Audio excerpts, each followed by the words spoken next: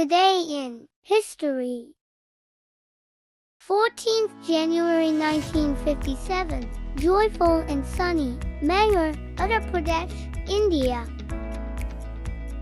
Dear Diary, today was a really exciting day. I was at the Bhakti Mandir in Mangur, where a very special event happened.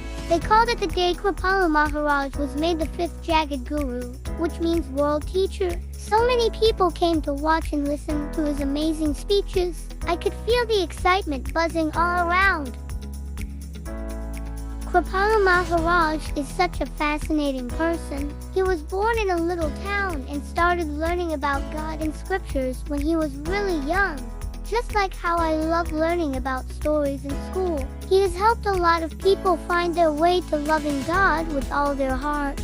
Today, he was getting a title that showed he is a great spiritual leader, which made me feel very proud to be there. Before today, there were many things happening that led to this moment. Kripalu Maharaj spoke to lots of learned scholars for a whole week, sharing his knowledge and love for God. Everyone was curious about his thoughts, and I heard people saying that they couldn't wait to hear what he had to say. I think it was important because it showed that learning and love can come together to help people spiritually.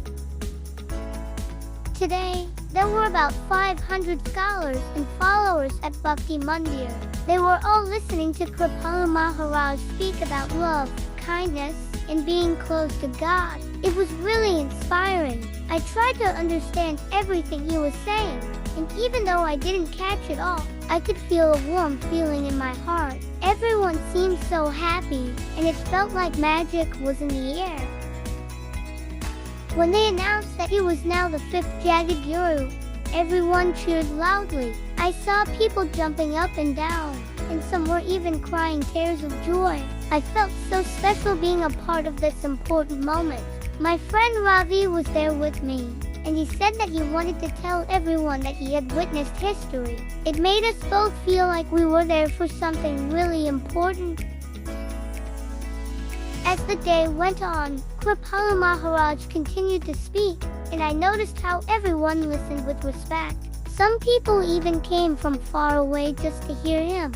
It felt like he was guiding all of us to be better people, and I thought about how I can try to be kind and loving too. It was a day full of hope and happiness, and I will never forget the joy around me.